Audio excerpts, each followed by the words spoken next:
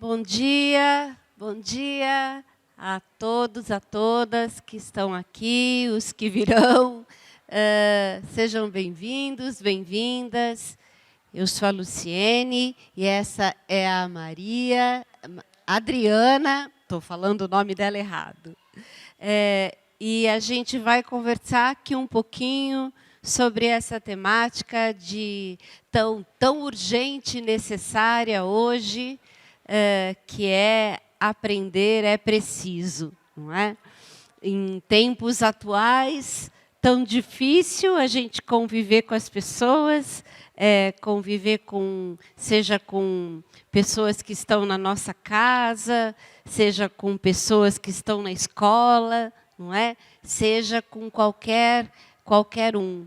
Temos vivido tempos bastante difíceis e, portanto, é preciso um espaço na nossa vida para refletir sobre como vai e o que é preciso para a gente, de fato, fazer uma convivência mais saudável. Na verdade, antes até de conviver, de sobrevivência, não é?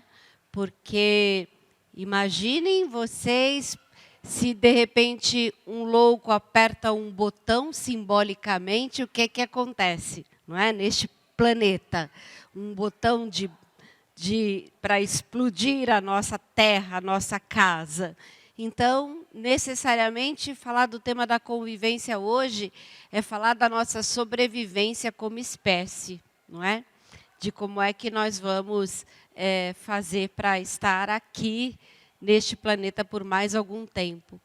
E falar sobre convivência não é algo fácil, principalmente para aqueles que são pais e mães, para aqueles que estão educando, para aqueles que são professores e professoras, porque estão educando gerações mais jovens, estão educando crianças e adolescentes que são humanos, mas que não sabem muito bem como lidar com as suas emoções, com o controle das suas emoções e como lidar com as outras pessoas. Ninguém nasce sabendo.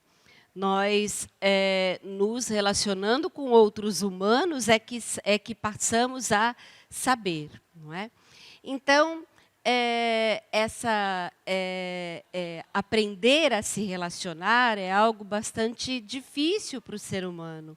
Aprender a conviver é algo bastante difícil. E aí, nessa aprendizagem, a gente tem um monte de perguntas que muitas vezes a gente que a gente se faz. Quem de vocês, por exemplo, que está aqui, nunca se perguntou por que as crianças... por que as pessoas hoje têm valores, parece que têm valores diferentes do que tiveram os nossos jovens no passado? Por que a gente já não consegue educar os filhos hoje como as pessoas educavam os filhos antigamente? E aí, então, eu queria que vocês me ajudassem, vocês que estão aqui, professora, você que é da rede aqui, municipal, não é? E o senhor mora aqui em Santa Bárbara? O senhor que está aqui? Oi? Ele mora aqui em Santa Bárbara? Então, a gente às vezes se pergunta, não é? No meu tempo, não é assim? Era diferente, não é? Como a gente educava os filhos, como a gente educava as crianças. No meu tempo, não é, professora? A gente fala, né? As crianças obedeciam pai e mãe, obedeciam um professor, obedeciam e por que as crianças hoje são diferentes, não é? O que leva as crianças hoje a serem diferentes? E a gente até pensa, mas a gente até tem uma certa saudade de outros tempos, não tem? Por que a gente... bastava o pai olhar para a gente, né? A gente já ficava quieto na mesa, não é assim? E agora essas crianças? Parece que não obedecem mais, não é isso? O que será que acontece com elas? Por que será que é tão difícil hoje fazer com que as crianças aprendam a conviver de uma maneira mais justa, mais generosa? Até porque nós estamos preocupados, de fato, com o futuro dessa humanidade, como nós falamos, não é? As pessoas parecem que hoje a gente está vendo um monte de gente se desrespeitando, muitas injustiças, falta de solidariedade, falta de todos os conteúdos morais que a gente tanto deseja, não é? Então, perguntas que a gente se faz sobre por que não dá certo mais a gente educar as nossas crianças como a gente educava antes. O que acontece com elas hoje, não é? Então, é sobre isso que eu queria conversar um pouquinho com vocês e até que vocês levantassem aí perguntas e que vocês também pudessem dizer das angústias que tem, de quando a gente vê crianças e adolescentes que não parecem não respeitar mais as pessoas, né? Então, vamos lá. A primeira coisa que a gente vai pensar quem está aqui, quem é que se lembra de quando a gente tinha, quando a gente brincava na rua? Quem se lembra de brincar na rua? O senhor lembra de brincar na rua? Lembra? Vocês lembram de brincar na rua? Vocês estão aqui? Você lembra de brincar na rua? Pois é. Quando a gente brincava na rua, a gente brigava, não é? Muito, não é?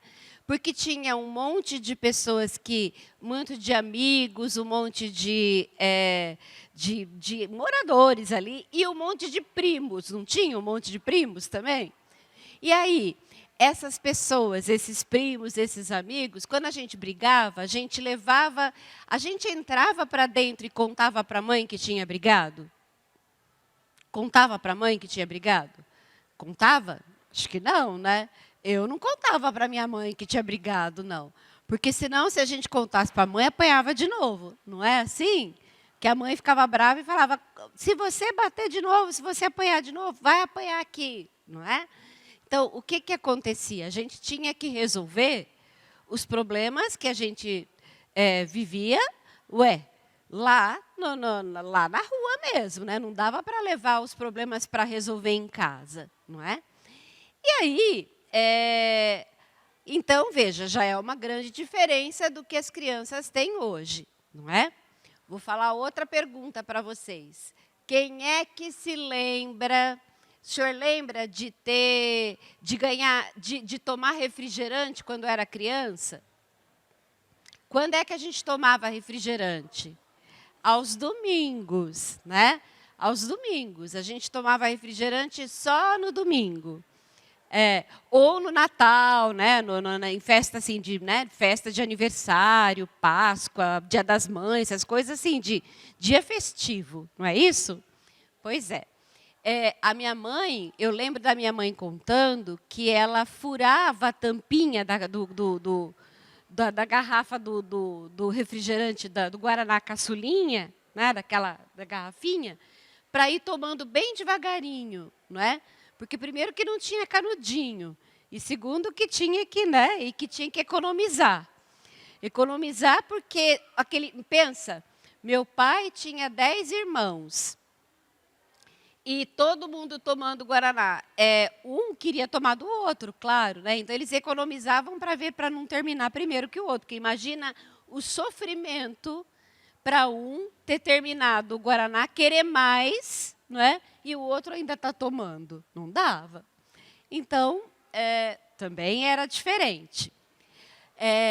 Hoje a gente sabe que as prateleiras estão cheias de refrigerante, né? E que as crianças têm oportunidades aí de tomar um monte de Guaraná quando quiserem. Mas será que eu estou falando disso? Vamos lá, vamos mais um pouco. Quem se lembra de ganhar presente? Quando que ganhava presente?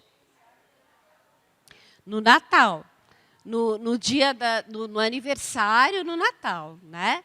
O senhor lembra de ganhar? O que o senhor tinha de brinquedo? O senhor se lembra?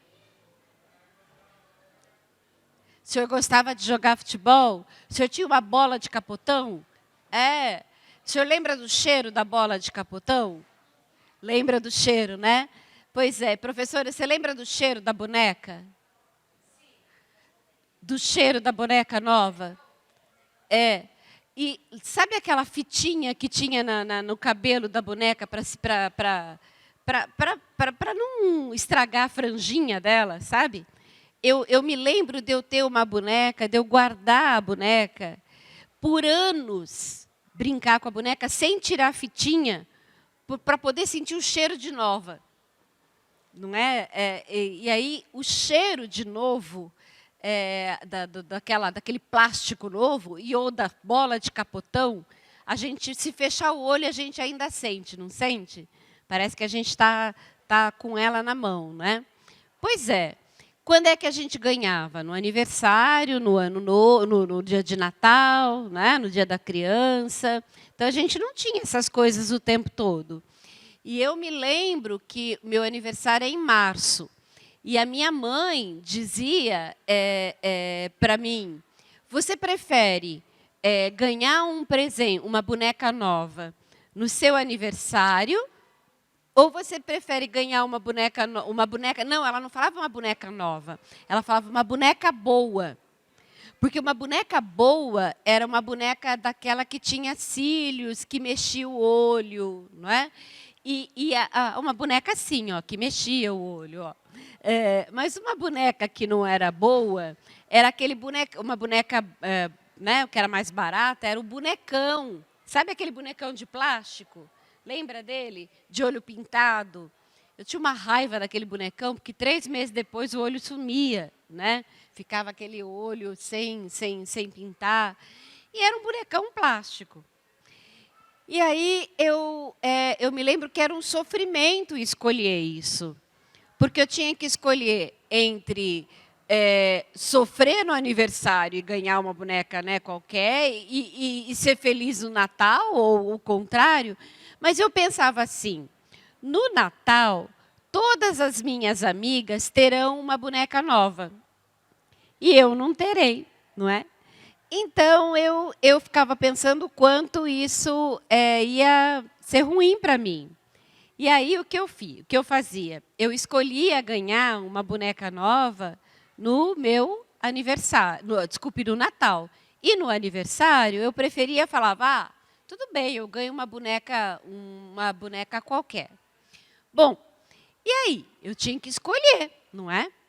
Agora eu vou falar mais uma coisa de quem se lembra. Quem se lembra de ter feito enterro de bicho no jardim? Você se lembra de ter feito? Você lembra também? Eu também me lembro. Eu fiz muito enterro de bicho, com direito até a funeral, né? A flores, não é? A gente enterrava o bicho, fazia caixãozinho, punha a cruz, não é? Eu me lembro do meu filho, quando era pequeno, meu filho hoje tem 17 anos, ele também fazia, né, enterrava os bichinhos, e quando um bichinho dele morreu, ele foi enterrar no quintal, num terreno vizinho da minha casa. E aí ele pôs uma cruzinha, né, de madeira, ele mesmo fez a cruz e tal. E aí, quando um amigo chegou, esse amigo disse, nossa, Luciene, a sua casa aqui está meio macabra, tem uma cruz aqui do lado, tem alguma coisa, não é? Tipo um cemitério aqui do lado. Aí eu brinquei, não, é o hamster do meu filho que morreu, e ele fez o enterro do hamster ali. Então, a gente fazia enterro, porque a gente tinha um bichinho que era um bicho de estimação, e que morria, a gente não tinha como tem hoje um pet shop em cada esquina, em que as crianças têm um acesso, em que as crianças, morreu um bicho, ela já tem direito, ela já tem rapidamente, às vezes as mães fazem o quê? Não deixam nem a criança perceber que o bicho morreu. Eu me lembro de uma colega que disse que precisava correr e comprar uns peixinhos novos para quando o filho chegasse não ver que os peixinhos tinham morrido. Ou seja, não é muito diferente, de novo, daquilo que nós vivíamos quando éramos crianças, que os bichos morriam e a gente tinha que esperar o bicho do primo, do tio, da cunhada, do vizinho de não sei quem, que ia ter cria, e aí a gente ia ter um bichinho novo, não é isso? Pois é, minha gente. Por que eu estou dizendo tudo isso? Eu estou dizendo tudo isso porque está difícil educar as crianças hoje, não é? É muito diferente daquilo que nós vivemos. E vejam, e não é para a gente pensar, então, que a gente não pode mais dar brinquedo para as crianças, ou que a gente não pode mais, não pode dar um bichinho, porque a facilidade que elas têm hoje, até porque, vejam, o passeio que a gente faz hoje não é na casa da tia ou na casa da avó, né? Muito difícil. Quem tem vó, graças a Deus, né? Mas quem não tem, vai no shopping, não é isso? E aí as crianças têm contato com muitos brinquedos, com muitas coisas nesses shoppings, nesses lugares. E aí, então, vamos pensar. Então, como educar essas crianças hoje?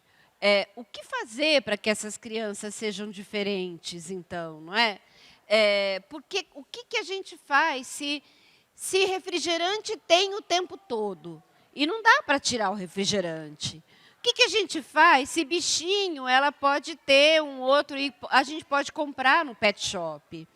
O que a gente faz se ela pode ter brinquedos?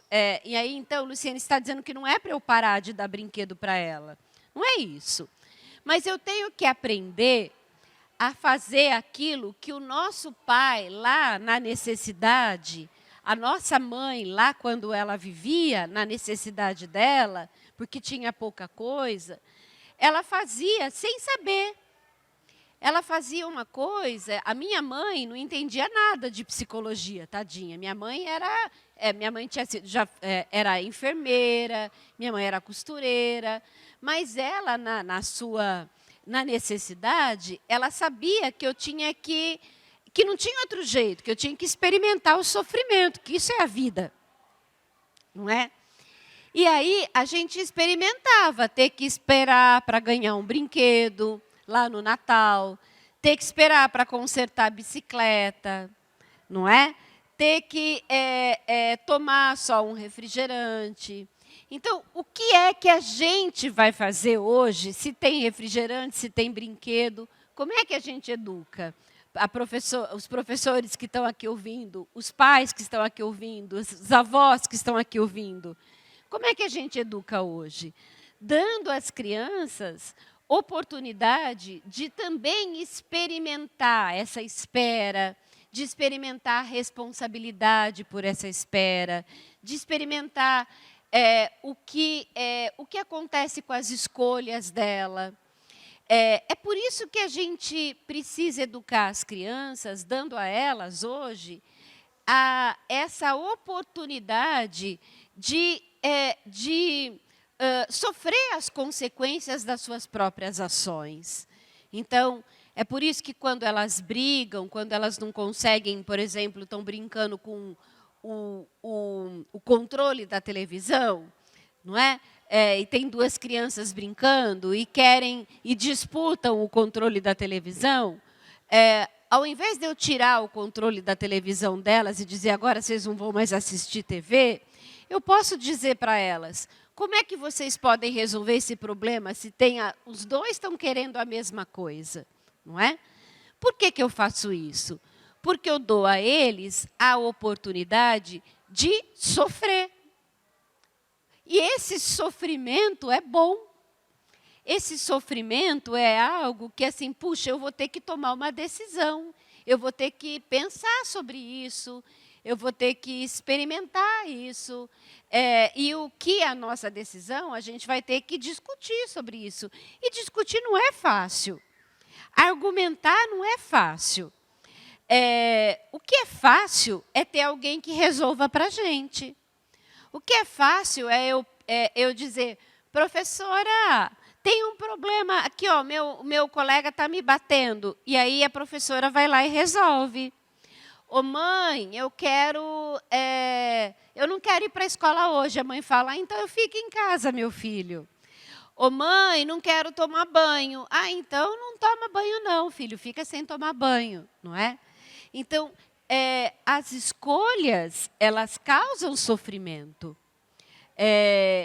Mas aí vocês vão me dizer, mas Luciene, só que quando a gente era criança, a gente não tinha essas escolhas. Por exemplo, de dizer para a criança que vai tomar banho, você prefere tomar banho sozinha, você quer que eu te ajude aí? Porque eu vou ter que dizer isso para ela.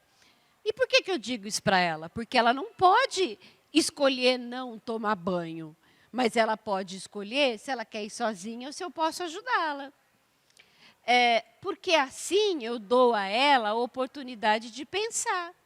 Eu dou a ela a oportunidade de refletir. Coisa que as nossas crianças hoje não estão tendo condições de fazer. Coisa que os nossos jovens hoje, captados pela internet, pelos joguinhos online, não estão tendo oportunidade de fazer, não é? E aí, então, o que eu preciso? Eu preciso ajudar os meus filhos, os meus sobrinhos, as minhas alunas, os meus alunos, a pensarem. E a pensar significa, eles é que têm que resolver os problemas. Porque nós, quando éramos crianças, a necessidade fazia com que a gente resolvesse o problema. Agora, hoje, as nossas crianças não têm mais problema com falta de brinquedo, não tem mais problema com falta de refrigerante. Então, a gente tem que criar problemas para que elas possam resolver. E o que é criar problema para ela?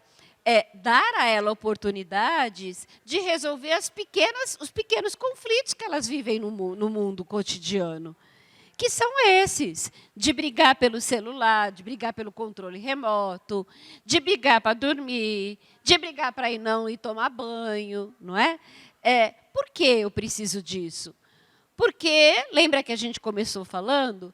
Porque eu preciso de pessoas que saibam como resolver os conflitos, como resolver os problemas que elas têm com os outros, sem bater.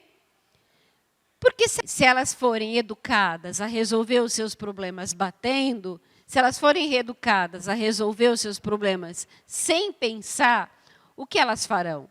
Elas comprarão uma arma e vão resolver o problema da forma que melhor resolve, matando. Eliminando o problema. Se o problema é você, eu elimino você. E está tudo certo, não é? Então, lembra que eu comecei dizendo, bom, aprender a conviver hoje é uma necessidade, é preciso, mas vejam, é mais do que aprender a conviver, porque a gente está precisando aprender a sobreviver, não é?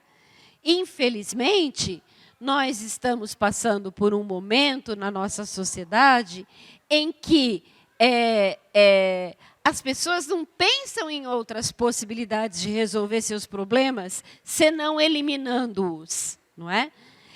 As pessoas não pensam na possibilidade de resolver seus problemas conversando, pensando em soluções mais que fiquem bem para mim e para o outro. Elas estão pensando em resolver seus problemas somente para ela. E como é que nós vamos ajudar as crianças a serem pessoas melhores?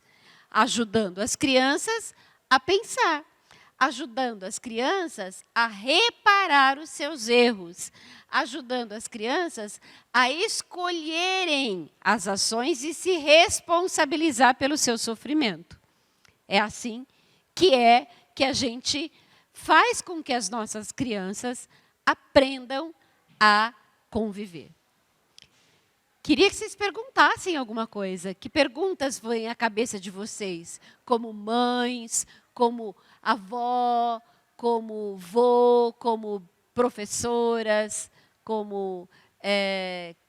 que vocês todos que escutam aí e que vão escutar, que estão nos assistindo, que perguntas vêm à sua cabeça nesse momento sobre este tema? Por que é tão difícil até, né, educar? Tem alguma pergunta?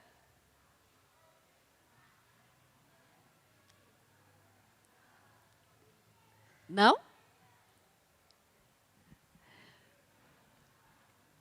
Então, eu vou falar uma segunda parte aqui do que eu pensei, que foi falar um pouco sobre o que nós temos nos dedicado a fazer. Quando a gente pensa em educar as crianças, assim, quando vocês tiverem perguntas, vocês vão levantando a mão. Quando a gente pensa em educar as crianças, a gente pensa em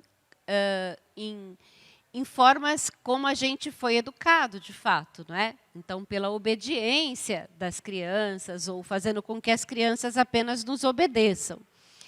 E aí é por isso que a gente, às vezes, se pergunta para ela, por que no meu tempo a gente obedecia pai e mãe? Não pergunta? A gente fala, lá no meu tempo as pessoas tinham mais valores, tinham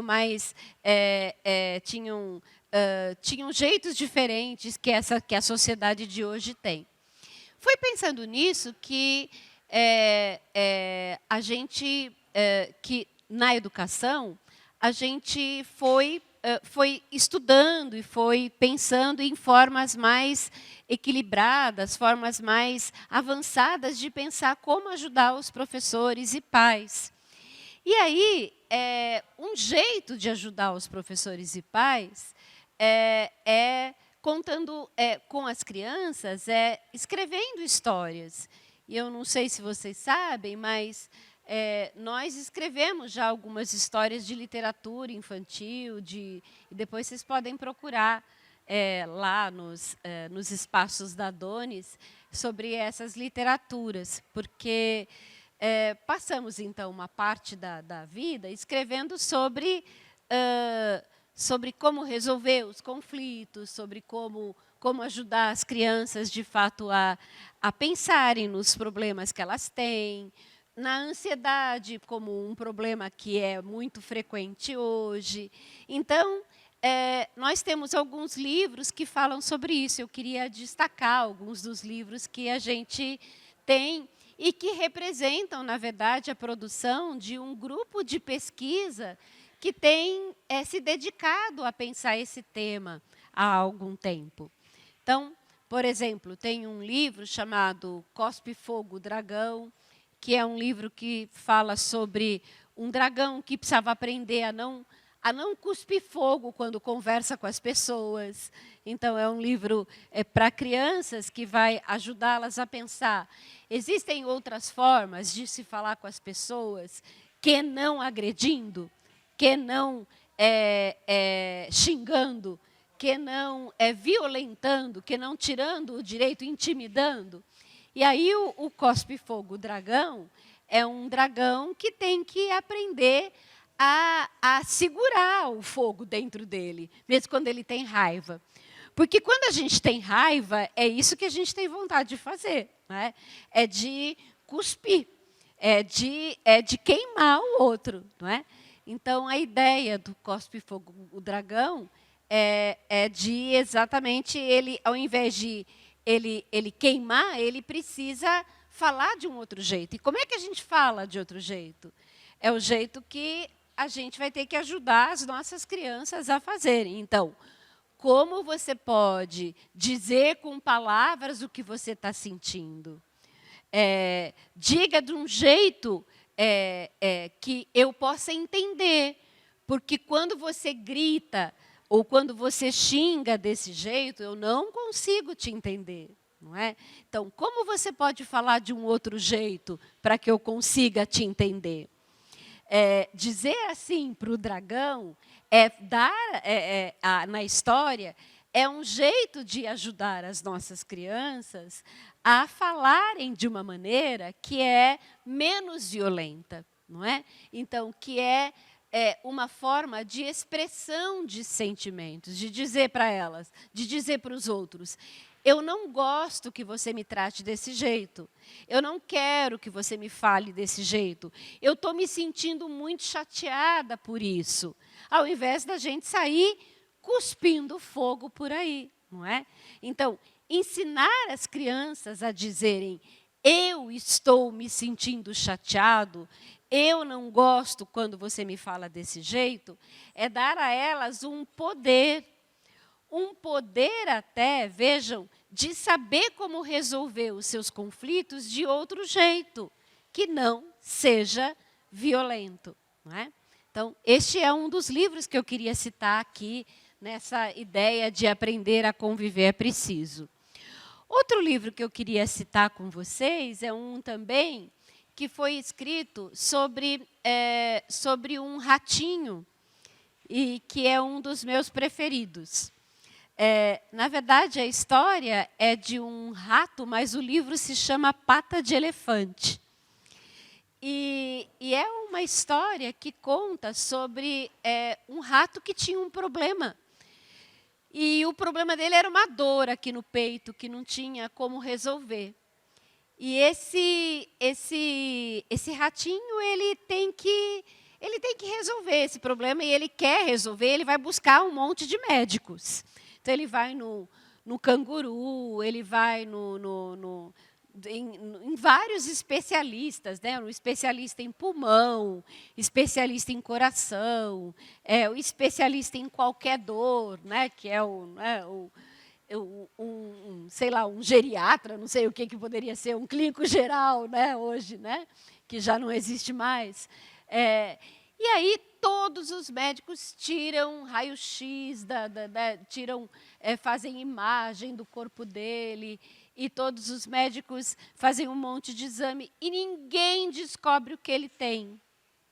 Ninguém descobre. Ele tá sempre pensando, ele vai num médico, e o médico fala, não tem nada errado com você. E ele fala, mas a dor não passou. Aí ele vai em outro médico e não tem nada errado com você. E ele repete, mas a dor não passou. Até que um dia ele procura, então ele fala, bom, já que médico não resolveu, eu vou procurar uma curandeira aqui, não é? E ele vai numa curandeira lá onde ele morava, na floresta, lá no horto florestal, e a coruja, que era uma sábia, né, uma sábia curandeira, e diz para ele, né, sabe o que é, ratinho? Você sofre de um mal que se chama síndrome de pata de elefante. E aí ele dizia, pata de elefante? Mas o que isso quer dizer, né?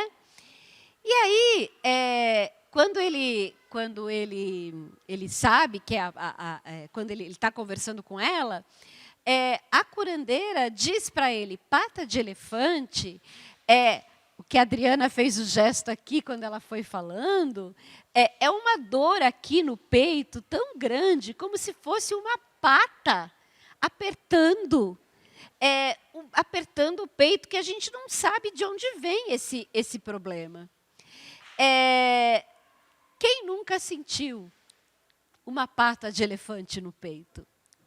Quem nunca sentiu uma tristeza gigante que não sabe como explicar? Quantas são as dores que a gente tem no cotidiano? Quantas são as angústias que a gente tem a cada dia para enfrentar?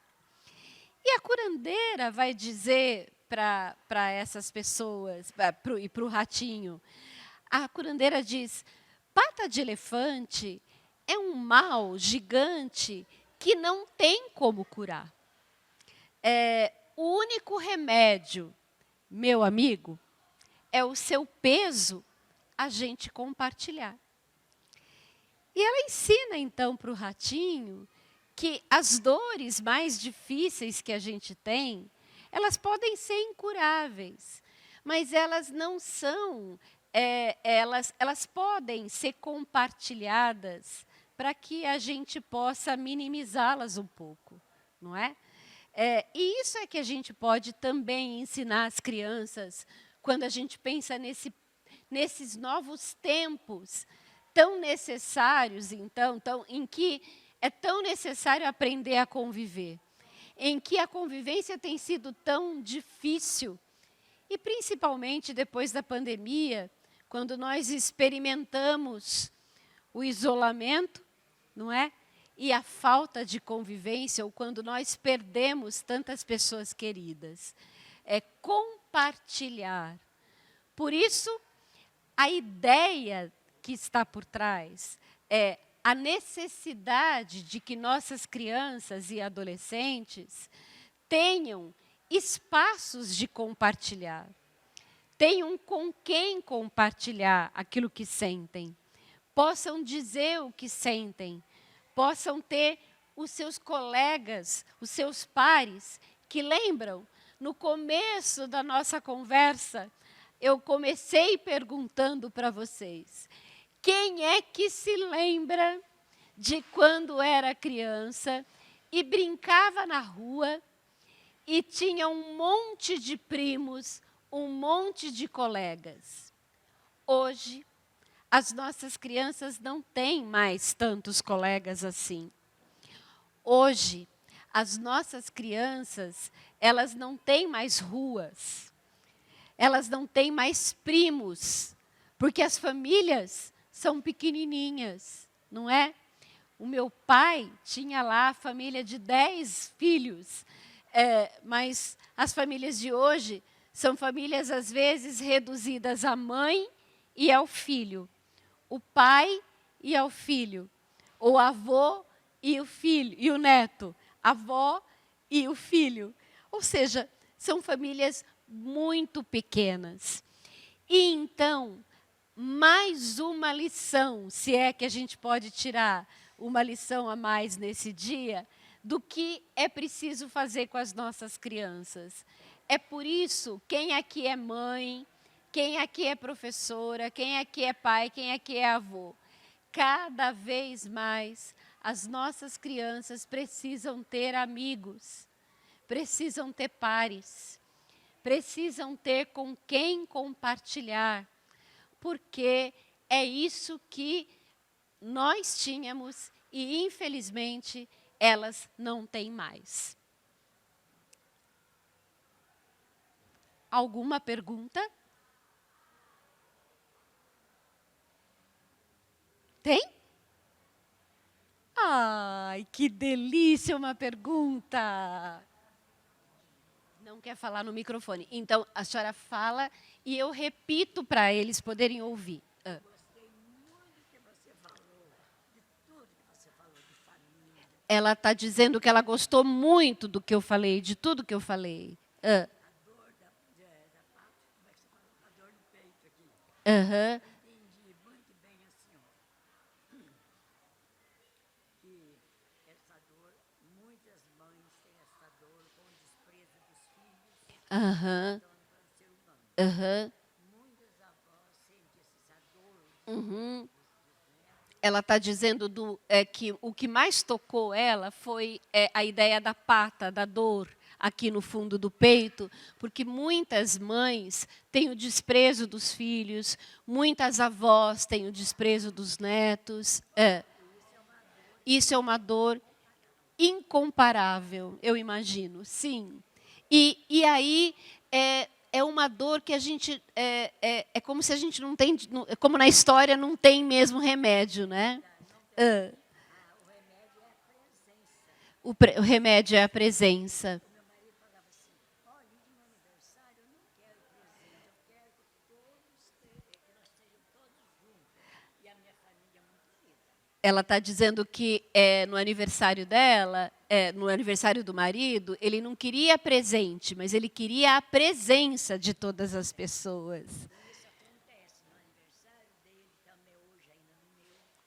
Vai todo mundo, cada um leva um prato, leva um refrigerante. Ela está dizendo que na casa dela, na família dela, todo mundo vai nos aniversários, se encontram muito para poder compartilhar a vida, não é? Em todas as férias. Ai, que delícia! Ela está falando que ela faz café da tarde, nas férias, para os filhos, para os netos. Ai, que delícia! As férias de agora eu não pude fazer, porque as férias foi tão assim, corrida para todos os meus. As férias foram corridas. É a sua neta? Ai, que delícia! Que orgulho a senhora deve ter. Foi aquele papel lá da primeira brincadeira de macaco vermelho. Ai, que coisa mais bonita. Ela tem uma neta que é professora e essas férias foram bem difíceis. A senhora tem mais uma. Ai, olha só, um monte de pessoas na família que são professoras. Ó, ah, ah, ah, ah. Aham. Olha, ela está dizendo que ela vai preparar, ela está pensando nos botões dela, aqui com os botões delas, que ela vai preparar um café num sábado. Ai, meu Deus, que inveja! Eu queria muito estar nesse café, viu? Que inveja dessas netas, viu? Ah, entendi.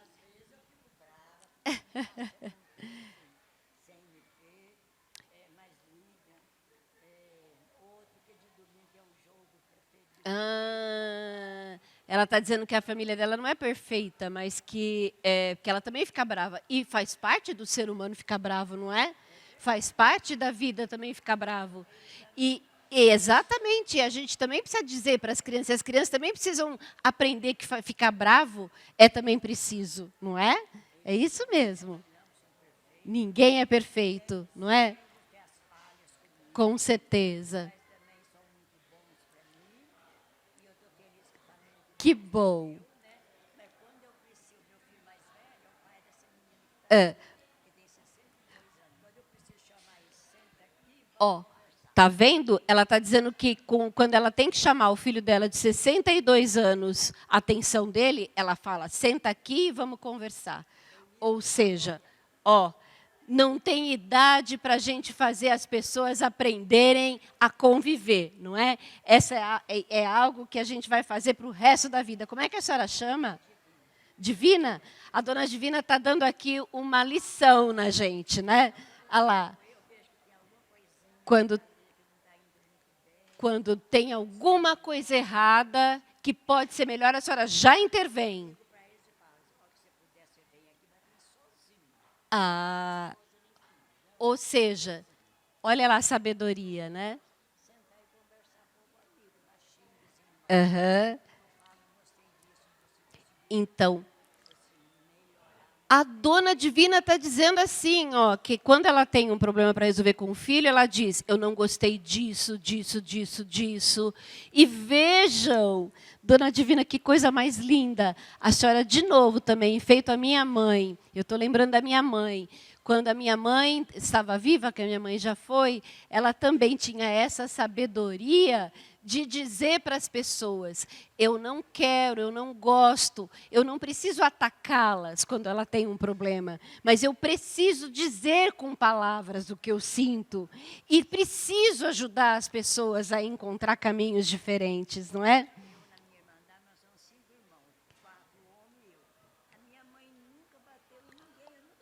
A dona Divina está dizendo outra coisa linda. Ela está dizendo, ela nunca apanhou da mãe.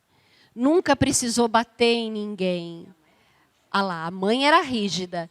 Às vezes a gente acha, e alguns pais, algumas mães, algumas pessoas dessa geração, acham que as crianças não são boas porque precisam apanhar. E não é verdade, não é? Rigidez não quer dizer que eu precise bater. Rigidez quer dizer, eu não posso abrir mão daquilo que de fato é preciso ser feito, não é?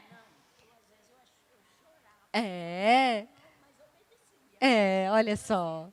Que bom, que bom. E a senhora também educou seus filhos assim. É. Ah,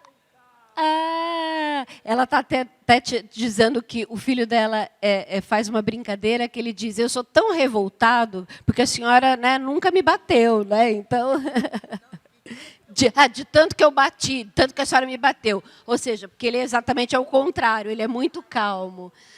Dona Divina, imagino. Entendi. Ela está dizendo que ela conversava, ela sentava para conversar, não como faz a Super Nani, né, dona Divina? Que é 5 minutos se tiver 5 anos, né? Não é isso. É conversar com o filho, conversar com a criança, não é, dona Divina? Olha lá. Ah lá, a dona Divina está dizendo que a Super Nani é muito desagradável, porque quem educa filho é o pai e a mãe. É isso mesmo. Olha isso aí. E não precisa bater. Não precisa. Não precisa. Precisa, na verdade, seriedade. Né? Precisa, na verdade, autoridade. Olha só que lindo. E a autoridade é algo que a gente conquista, não é? Não é? Isso, então. Exatamente. Tem que ser, tem que cobrar. A senhora não é professora, mas podia ser, né? Não podia? Ai, que linda. Dona Divina, a senhora ensinou muito para a gente hoje também. Muito obrigada. E ela está falando que eu falei também da espera.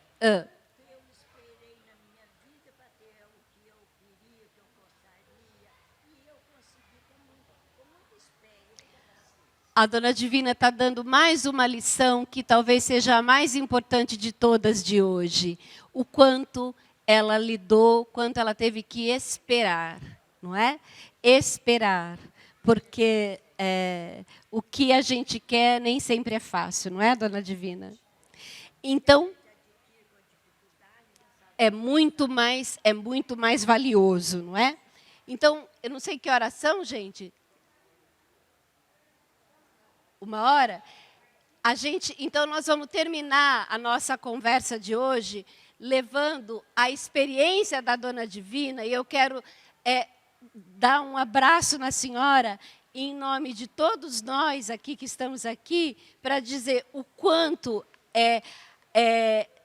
conviver, eu preciso de uma sabedoria, e essa sabedoria não é de coisas difíceis, é de coisas simples do cotidiano, de coisas que são cuidar das pessoas, é compartilhar, é ajudar, porque se nós queremos uma sociedade menos violenta, é isso que a gente precisa, de pessoas como a Dona Divina, não é? Que façam café. Ai, meu Deus, café da tarde com todos nós.